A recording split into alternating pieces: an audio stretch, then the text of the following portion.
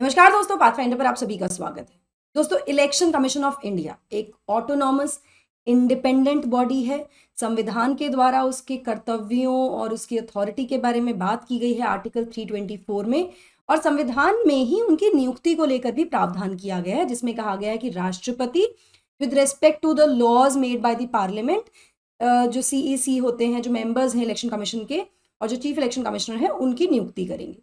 इस संबंध में कुछ पिटिशंस की सुनवाई के समय इस मार्च 2023 में ही हमारे सुप्रीम कोर्ट ने एक रूलिंग दी, जिसमें कहा गया कि जो चीफ इलेक्शन कमिश्नर्स हैं, इलेक्शन कमिश्नर्स हैं, उनकी नियुक्ति एग्जीक्यूटिव के हाथ में नहीं होनी चाहिए। इसके लिए कमेटी का गठन किया जाना चाहिए, जिसमें सीजेआई भी एक मेंबर होने चाहिए। अब इस रूलिंग को ओवररूल करते हुए मोदी सरकार का एक बिल आया है राज्यसभा में, जिस पर काफी बवाल मच गया है। इस बिल में कहा गया है कि सीईसी की नियुक्ति यानी चीफ इलेक्शन कमिश्नर या इलेक्शन कमिश्नर की नियुक्ति में सीजेआई की दखल नहीं होगी। एग्जैक्टली क्या क्या प्रपोज किया गया है इस बिल में, उसके बारे में बात करेंगे। सुप्रीम कोर्ट की क्या रूलिंग थी, उन्होंने कमेटी के गठन की बात की थी, कितने मेंबर्स कमेटी थी, इसके बारे में बात करेंगे। इस संबंध में और क्या क्या प्रावधान है, उन सब चीजों के बारे में डिटेल में बात करते हैं। सबसे पहले न्यूज हेडलाइन देख लेते हैं, जिसके बारे में आज हम डिस्कस करने वाले हैं। तो सेंटर ने थर्सडे यानी 10 अगस्त को एक बिल इंट्रोड्यूस किया पार्लियामेंट में, जो कि प्रपोज करता है कि जो मेंबर्स हैं इलेक्शन कमीशन ऑफ इंडिया के, ईसी के, उनका सिलेक्शन एक कमिटी के द्वारा किया जाएगा, जिसमें कि होंगे prime minister of India, the leader of opposition, LOP in Lok Sabha, and union cabinet minister nominated by the prime minister. Sorry, तो it is going to be 3 member committee जो कि प्रपोज की गई है, जिसमें पीएम खुद हो गए, उनके द्वारा नामांकित एक कैबिनेट मिनिस्टर हो गए और एक लीडर ऑफ ऑपोजिशन हो गए। अब लीडर ऑफ ऑपोजिशन है यहाँ पर लोकसभा के, उसके बाद भी ऑपोजिशन में क्यों बवाल है, इसका आंसर आपको टूवर्ड्स द एंड मिल ही जाएगा और आप समझ भी गए होंगे। चलिए, जो बिल है ये कहता है, इस बिल का नाम है the chief election commissioner and other election commissioners appointment conditions of service and term of office bill 2023। इसको प्रेजेंट किया गया union law minister Arjun Ram Meghwal के द्वारा राज्यसभा में, इस जो मॉनसून सत्र चल रहा है उसमें पार्लियामेंट के, जिसमें काफी ऑपोजिशन हुआ है। इसके बारे में और डिटेल में बात करते हैं। उससे पहले मैं आपको क्विकली उड़ान बैच के बारे में बता दूं। दोस्तों, उड़ान बैच आपकी पोटेंशियल को अनलीश करने के लिए एक सही प्लेटफॉर्म है। यहाँ पर आप आइए, 900 से ज्यादा घंटे की लाइव क्लासेस आपको मिल रही हैं, live answer writing note making आपको मिल रहा है, प्रीलिम्स और मेंस की टेस्ट सीरीज, टॉपर्स के द्वारा भी क्लासेस कराई जाएंगी, मेंटोरिंग कराई जाएगी, कॉम्प्रिहेंसिव कवरेज आपको मिल रही है, pre mains mentorship interview guidance आपको यहाँ मिल रहा है। अभी चल रहा है 20% का फ्लैट डिस्काउंट, अभी जाकर एनरोल कर लीजिए। ऑफर लिमिटेड समय के लिए है। बैचेस 17 अगस्त से शुरू हो रहे हैं। कोड आपको यूज करना है ND Live 10। और मेरे साथ जुड़े रहने के लिए इस टेलीग्राम चैनल पर, जिसका नाम ND Live 10 ही है, उससे भी आप जुड़ सकते हैं, और अनअकैडमी ऐप पर भी आप मुझे फॉलो कर सकते हैं। चलिए, पाथफाइंडर पास, जिसके बारे में कल हमने आपसे बात की थी, इतना अच्छा रिस्पॉन्स देने के लिए thank you first of all. और इसी का एक हम कह सकते हैं कि as a token of gratitude और फ्रीडम ऑफर के रूप में, जो कि 15 अगस्त को खत्म हो जाएगा, आपको ये पास, जिसमें कि आपको पाथफाइंडर के सभी कोर्सेज मिलेंगे अगले 2 साल के लिए, मात्र 19,999 मिल रहा है। यानी सिर्फ 20,000 में आपको एक्सेस मिलेगा पाथफाइंडर के सभी कोर्सेज का for next 2 years। Go enrol now. Code आपको यूज करना है ND Live 10। ये कोड मत भूलिएगा। क्यों? क्योंकि इस कोड से आपको ना केवल डिस्काउंट्स मिलते हैं, मेरी गाइडेंस और मेरी मेंटोरशिप भी मिलती है आपकी जर्नी में। आप कॉम्बो सब्सक्रिप्शन भी ले सकते हैं हमारा, जहां पर हिस्ट्री, एंथ्रो, ज्योग्राफी और PSI ऑप्शंस आपको कराए जा रहे हैं। लाइव क्लासेस होंगी, आंसर राइटिंग प्रैक्टिस होगी PYQs के साथ, अनलिमिटेड एक्सेस मिलेगा आपको ऑप्शनल की सभी लाइव और रिकॉर्डेड क्लासेस का, फुल सिलेबस कवरेज होगा इन सभी दिग्गजों के साथ। ये ऑफर आप अवेल कर सकते हैं। फ्रीडम ऑफर यहाँ पर भी चल रहा है, 20% का डिस्काउंट, मात्र 14,315 में आपको सब्सक्रिप्शन मिल रहा है। 15 तारीख से क्लासेस शुरू हो रही हैं। NCERT बैच और NCERT कॉम्प्रिहेंसिव बैच, एक तो बहुत कंफ्यूजन हो रहा है इन बैचेस को लेके, आपको मैं क्लियर कर दूं कि GS बैच में सिर्फ आपको कॉम्प्रिहेंसिव GS कराया जा रहा है।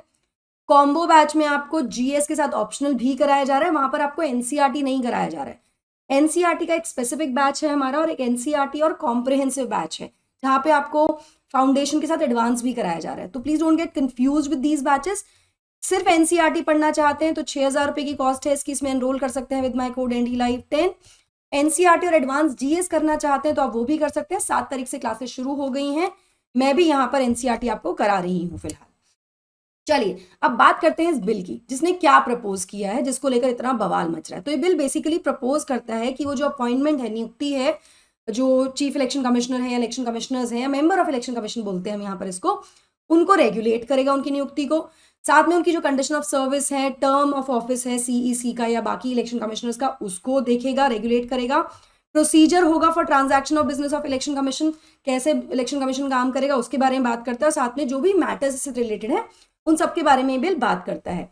अभी एट प्रेजेंट क्या सिचुएशन है, अभी क्या स्थिति है, इस बिल के पारित होने के बाद ये एक्ट बन जाएगा तब क्या होगा, that's a different story. At present स्थिति ये है कि सीईसी और जो ईसीज होते हैं उनकी नियुक्ति राष्ट्रपति के द्वारा की जाती है, जैसा कि आर्टिकल 324 के क्लॉज 2 में दिया गया है संविधान के।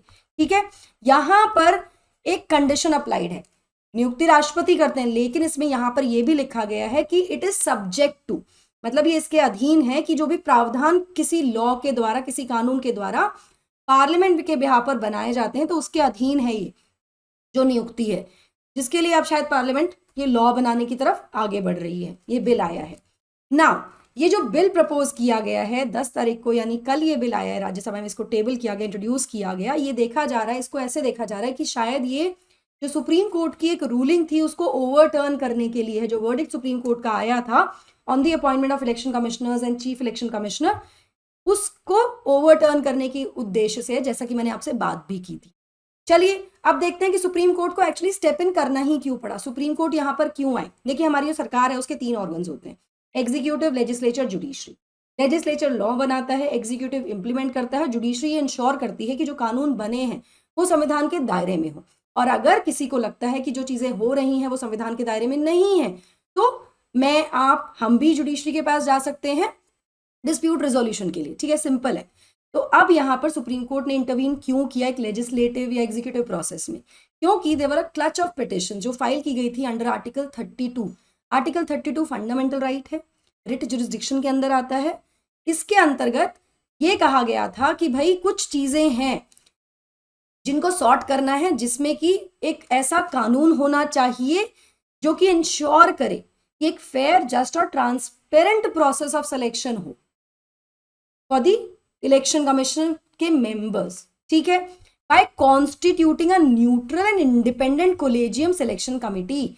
इलेक्शन कमीशन में जो सिलेक्शन होते हैं चीफ इलेक्शन कमिश्नर या इलेक्शन कमिश्नर्स के, उसके लिए जो प्रोसेस होना चाहिए वो फेयर होना चाहिए, जस्ट होना चाहिए, ट्रांसपेरेंट होना चाहिए। और ये कैसे होगा, जब एक न्यूट्रल बॉडी, एक इंडिपेंडेंट बॉडी कॉन्स्टिट्यूट की जाए इस इलेक्शन सिलेक्शन के लिए। ठीक है, यहाँ पे पेटिशनर्स ने क्या हाईलाइट किया था, क्या मुद्दे थे, बेसिकली मुद्दे ये थे कि जो अपॉइंटमेंट फिलहाल हो रहा है वो सोनली एग्जीक्यूटिव के द्वारा हो रहा है।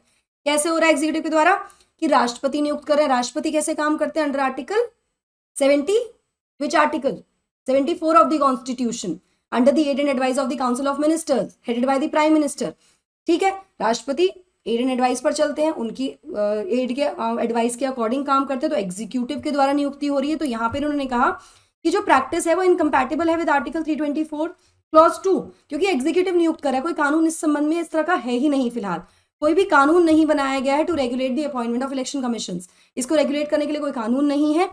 यहाँ पर यह भी कहा गया कि सरकार इनएक्शन में है, कोई एक अप्रोप्रिएट लॉ बनाने के, सरकार ऐसा नहीं कर रही है, और फाइनेंशियल इंडिपेंडेंस देना किसी भी बॉडी को इनफ नहीं है to ensure overall independence of that body, जो कि चीफ इलेक्शन, जो इलेक्शन कमिश्नर उसके पास है। इस पर सुप्रीम कोर्ट ने क्या रूलिंग दी, जिसको लेकर अब ये कहा जा रहा है कि उसको ओवरटर्न करने के लिए जजमेंट आया है। देखिए 2 मार्च को इस साल 5 जज बेंच यानी constitutional bench of supreme court ने यूनानिमसली रूल किया, मतलब एक सहमति से, एक मत से रूल किया कि एक हाई पावर कमेटी का गठन किया जाना चाहिए, जिसमें कि प्राइम मिनिस्टर होंगे, लीडर ऑफ ऑपोजिशन होंगे लोकसभा के, और चीफ जस्टिस ऑफ इंडिया होंगे, जो पिक करेंगे सीईसी और ईसीस को। तो यहां पर ये ध्यान रखिएगा, सुप्रीम कोर्ट ने कहा था एक कमेटी होनी चाहिए जिसमें पीएम हो, सीजेआई हो और लोकसभा के लीडर ऑफ ऑपोजिशन हो। ठीक है, ये सुप्रीम कोर्ट ने कहा है। अब सजेशन क्या, अब ये जो प्रपोज किया गया, क्या किया गया, सीजेआई को हटा दिया गया है और एक कैबिनेट मिनिस्टर को इंक्लूड कर दिया गया है यहां पर, जो अब प्रपोज किया गया है in the bill. This is the problem जिसको लेकर ये इशू आ रहा है। ठीक है, जो प्रपोजल आया है इस बिल में, तो जजमेंट है ये, बेसिकली इसको लेड किया था जस्टिस के एम जोसेफ ने, 2015 में एक पब्लिक लिटिगेशन के आधार पर ये शुरुआत हुई थी इसकी, जहां पर चैलेंज किया था संवैधानिक वैधता इस प्रैक्टिस की, जिसमें सेंटर अपॉइंट करते हैं मेंबर्स ऑफ इलेक्शन कमीशन को। तो यहाँ से शुरुआत हुई इसकी, ठीक है। 2018 में जो 2 जज बेंच थी सुप्रीम कोर्ट की, उसने रेफर किया इस मुद्दे को हायर बेंच को, यानी संवैधानिक बेंच को, संवैधानिक पीठ को, क्योंकि यहाँ पर it required a close examination of article 324, एक संवैधानिक अनुच्छेद का यहाँ पर एग्जामिनेशन चाहिए था, तो संविधान पीठ का गठन किया गया, ठीक है, which deals with the role of election chief election commissioner. Now article 324 clause 2 क्या कहता है, ये भी हमें पता होना चाहिए। तो इसको हम वर्ड बाय वर्ड देखेंगे कि एग्जैक्टली आर्टिकल 324 में संविधान में क्या प्रावधान है। तो इलेक्शन कमीशन में होंगे चीफ इलेक्शन कमिश्नर और उतने मेंबर ऑफ इलेक्शन कमिश्नर्स अगर हैं तो, जैसा कि राष्ट्रपति समय समय पर फिक्स करेंगे और नियुक्ति करेंगे चीफ इलेक्शन कमिश्नर की और बाकी इलेक्शन कमिश्नर्स की, सब्जेक्ट टू, इसमें एक क्लॉज डाल दिया गया, provisions of any law made in that behalf by the parliament, संसद के द्वारा कोई ऐसा कानून बना है उसके अधीन होकर, be made by the president, राष्ट्रपति द्वारा नियुक्ति होगी।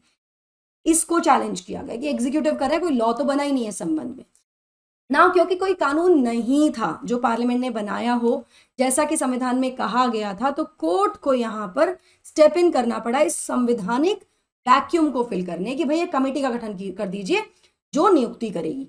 समझ में आ रहा है आपको? कोई कानून नहीं बना, राष्ट्रपति नियुक्ति कर रहे हैं, राष्ट्रपति द्वारा अपॉइंटमेंट हो रहा है on the aid and advice of the council of ministers, ठीक है, ये सब हो रहा है।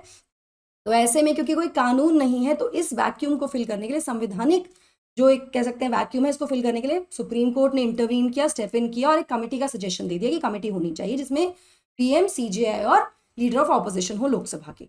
ना कोर्ट ने आगे थ्रू द डिबेट्स ये भी कहा, उस डिबेट में ये भी कहा कि मतलब बेसिकली नॉट कहा डिबेट में, कोर्ट ने यहाँ पर कॉन्स्टिट्यूएंट असेंबली जो हमारी संवैधानिक सभा थी जिसने संविधान का गठन कराया, संविधान का गठन जिसके द्वारा किया गया, उसकी डिबेट्स को भी पढ़ा और ये कंक्लूड किया कि जो हमारे फाउंडिंग फादर्स थे, जो हमारे मेकर्स ऑफ द कॉन्स्टिट्यूशन थे, उनका उद्देश्य बिल्कुल भी नहीं था कि जो एग्जीक्यूटिव है, यानी जो प्रेसिडेंट है और प्राइम मिनिस्टर है, जो गवर्नमेंट है बेसिकली, वो एक्सक्लूसिवली डिसीजन ले इन matter of appointment of election commissions.